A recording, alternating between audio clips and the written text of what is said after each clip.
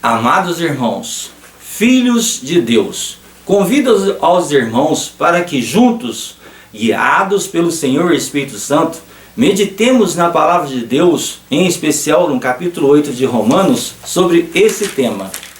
Em Romanos 8, 19 a 21, nós lemos: porque a ardente expectação da criatura espera a manifestação dos filhos de Deus. Porque a criação ficou sujeita à vaidade, não por sua vontade, mas por causa do que a sujeitou, na esperança de que também a mesma criatura será libertada da servidão da corrupção para a liberdade da glória dos filhos de Deus. A natureza foi afetada pelo surgimento do pecado em nosso mundo. E ela está gemendo, sofrendo e clamando, na expectativa de que os filhos de Deus possam se manifestar, para que ela possa também participar da libertação dos filhos de Deus. Vamos ver essa outra versão bíblica em que isso fica mais claro. A natureza criada aguarda com grande expectativa que os filhos de Deus sejam revelados, pois ela foi submetida à inutilidade, não pela sua própria escolha, mas por causa da vontade daquele que a sujeitou, na esperança de que a própria natureza criada será libertada da escravidão, da decadência em que se encontra, recebendo a gloriosa liberdade dos filhos de Deus. Romanos 8, 19 a 21. A natureza está então gemendo, clamando, na expectativa de que os filhos de Deus possam se manifestar, para que ela também possa ser libertada da escravidão, do jugo ao qual ela foi submetida. Me lembro certa vez de ter encontrado em um passeio um filhote de pombinho. E eu fiquei com pena daquele filhote, porque ele certamente morreria, não tinha como voltar ele para o ninho dele, para que os pais dele cuidassem dele, e naquele passeio ele certamente morreria. Peguei aquele filhote na intenção de ajudá-lo e eu trouxe para minha casa. Mas no caminho, segurando aquele filhote, eu percebi que daquele filhote saíam alguns insetos, parasitas, que eu nunca tinha visto. E aquilo me incomodava e me dava um certo medo, porque eu sabia que aqueles parasitas poderiam me transmitir algum tipo de doença. Eu tirava aqueles parasitas. Olha, confesso que não foi fácil chegar na minha casa com aquele filhote, porque ele parecia ter muito daqueles insetos no seu corpo. Irmãos, mas eu fiquei pensando, se para mim foi difícil suportar aqueles insetos andando pelo meu braço por um pouco de tempo, e eu tinha condições de afugentar aqueles insetos, tirarem eles do meu braço, eu fiquei pensando no sofrimento daqueles filhotes, com seu corpo cheio daqueles parasitas. Os animais sofrem, são submetidos a tratamentos cruéis, né? E a gente vê então que a natureza está na expectativa, segundo a palavra de Deus, de uma libertação. Ela espera que os filhos de Deus possam se manifestar, para que ela também possa participar da libertação desse jugo, desse sofrimento ao qual ela foi submetida. Agora, manifestação dos filhos de Deus. Fica uma pergunta importante. Todos os seres humanos nascem nesse mundo como filhos de Deus? A resposta é não, e é o que veremos aqui na palavra de Deus, em Efésios 2, verso 3. Entre os quais todos nós também antes andávamos nos desejos da nossa carne, fazendo a vontade da carne e dos pensamentos, e éramos, por natureza, filhos da ira, como os outros também. Efésios 2, 3.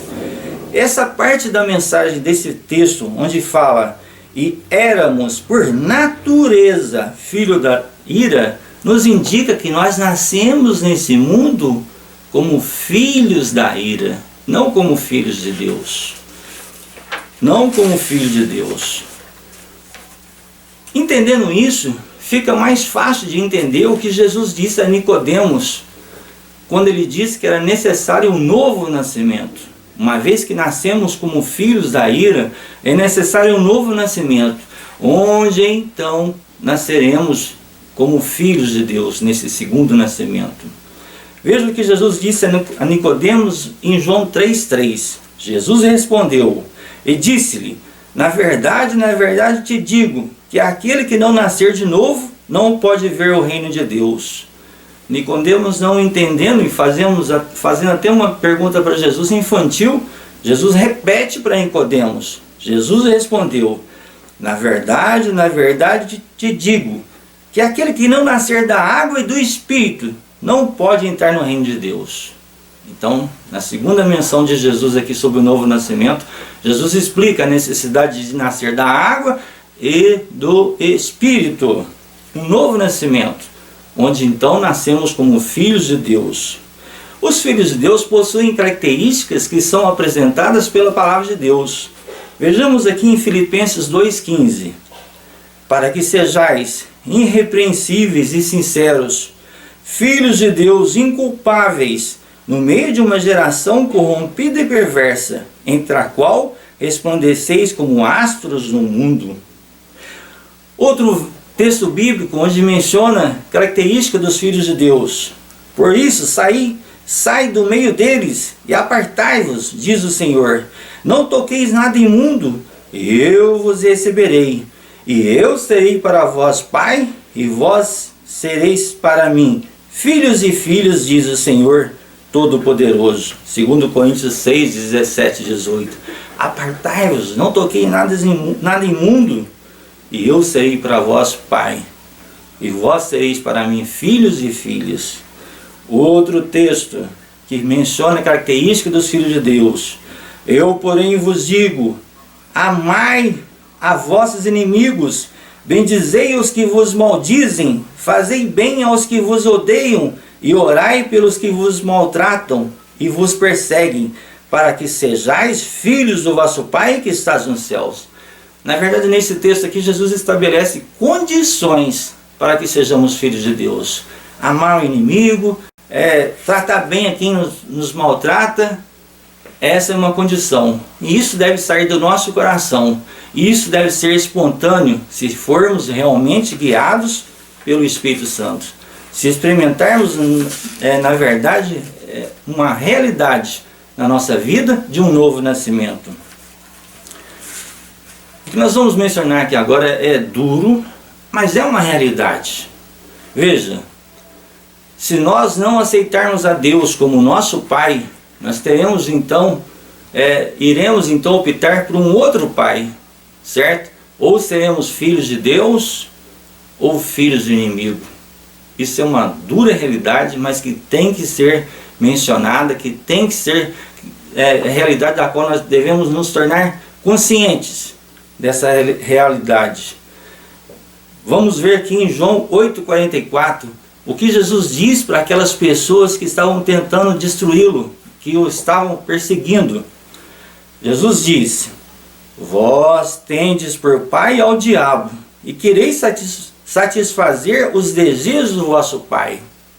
Aquelas pessoas que estavam perseguindo Jesus, que não estava permitindo que a graça de Jesus entrasse em sua vida, que eles fossem guiados então para a verdade, para uma verdade libertadora, eles estavam se portando, estavam adotando como pai o inimigo. E Jesus então afirma: olha, vocês têm como pai o diabo, certo? Em 1 João 3,10, vemos o apóstolo também escrever: nisso são manifestos os filhos de Deus e os filhos do diabo.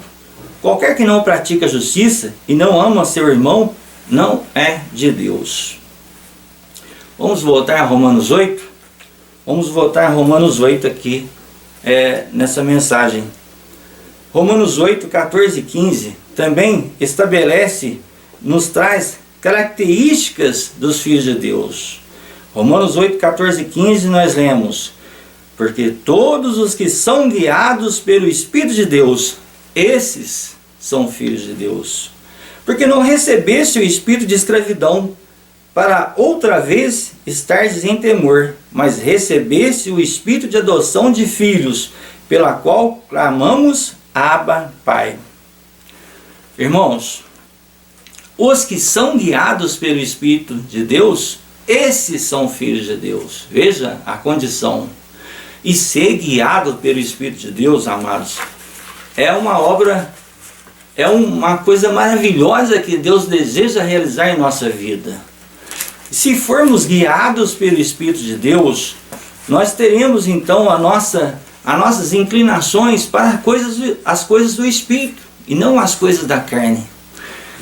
Se nós estivermos andando segundo o Espírito, permitindo que o Espírito de Deus trabalhe no meu coração, Ele fará com que as minhas propensões, o meu pendor, as minhas tendências, as minhas inclinações sejam para as coisas do Espírito e não da carne. É isso que nos fala Romanos 8, verso 5. Porque os que são segundo a carne inclinam-se para as coisas da carne, mas os que são segundo o Espírito para as coisas do Espírito. Os que são guiados pelo Espírito se inclinam para as coisas do Espírito. É maravilhoso, irmão. Nós temos a tendência natural nossa, como filhos da ira, é de realmente não fazer a vontade de Deus. Mas é isso que Deus quer realizar em nossa vida. Uma obra maravilhosa. Ele quer que as nossas atitudes, nossos impulsos, nossas tendências sejam para o bem. E isso só será possível se nós permitirmos que o Espírito Santo faça essa transformação completa. Nos dê um novo coração, nos faça nova criatura, retire de nós tudo aquilo que nos afasta de Deus e nos tornemos filhos de Deus. Certo? Deus tem um propósito para os filhos de Deus. Deus tem um propósito para cada homem que nasce nessa terra, para cada homem, para cada mulher que nasce nessa terra. Vamos ver aqui onde fala sobre o propósito. Sabemos que Deus age em todas as coisas para o bem daqueles que o amam, dos que foram chamados de acordo com o seu propósito. Veja, Deus tem um propósito para aqueles que o amam. Deus tem um propósito para mim e para você, amado. No verso seguinte, agora o verso 29, nós vamos ver o propósito.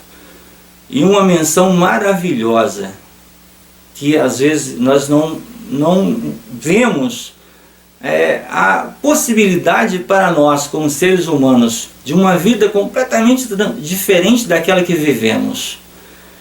No verso 29, nós vemos o propósito de Deus e a realidade, uma meta, uma norma elevada que Deus tem para nós, para que possamos viver essa norma. Uma norma bastante elevada. Vamos ver então o verso 29. Pois aqueles que de antemão conheceu, também os predestinou para serem conformes à imagem de seu Filho. Qual é o propósito de Deus? Que nós sejamos restaurados conforme a imagem de seu Filho. Para quê, irmãos? Para que nós atinjamos uma norma diferente, uma norma elevada. E qual é essa norma? A fim de que ele seja o primogênito entre muitos irmãos. O verso 29, ele vem num contexto, veja bem, Romanos 8, 29, onde fala que Jesus Cristo é o primogênito entre muitos irmãos, vem num contexto onde a natureza aguarda a manifestação dos filhos de Deus. Vem num contexto onde fala que aqueles que são guiados pelo Espírito de Deus, esses são filhos de Deus. Vem num contexto onde fala em Romanos 8,5, em que aqueles que andam segundo o Espírito se inclinam para as coisas do Espírito. E agora vem no final aqui, no verso 29, para que Jesus seja o primogênito entre muitos irmãos. Jesus Cristo veio a esse mundo para nos trazer a justiça, a justificação. A justiça imputada nos concede o perdão. A justiça comunicada por Jesus nos concede uma transformação, uma mudança radical em nossa vida. Nós temos muita facilidade para aceitar a justiça imputada, o perdão de Deus. Essa nós não temos dificuldade de aceitar, não. A questão é aceitar a justiça comunicada, aquela que nos torna filhos de Deus, sabe? Jesus Cristo que veio aqui a este mundo, amados, viver como exemplo, como um filho de Deus, como um exemplo para que outros filhos de Deus possam se manifestar. E essa obra tem que ser realizada na vida dos filhos de Deus, na vida daqueles que serão salvos antes do fechamento da porta da graça. Deus levantará homens e mulheres guiados e ungidos pelo Senhor e Espírito Santo. Essas pessoas se manifestarão neste mundo como filhos de Deus. Esse povo ungidos por Deus alcançará então a libertação deste mundo. E a natureza, consequentemente, também será libertada. Então participaremos de um novo mundo e uma nova terra. Que esse novo nascimento, que essa nova criatura, esse novo ser, agora não como filho da ira, mas como filho de Deus, que atingir esse alvo, essa norma, seja o meu propósito, seja o seu propósito, seja o propósito da nossa amada igreja, para que nós possamos em breve estarmos nas mansões celestiais. Amém? Pai amado, obrigado, Senhor, pelas ricas promessas contidas na Tua palavra. Faça-nos, ó Pai, conforme a Tua vontade, nos transforme, nos lave no sangue do Cordeiro, nos torne nova criatura, ó Pai, para que nós possamos estar entre os filhos de Deus que se manifestarão e estarão preparados para a volta do nosso grande Mestre e Salvador Jesus Cristo. É o que te pedimos, ó Pai. Em nome e por amor de Jesus.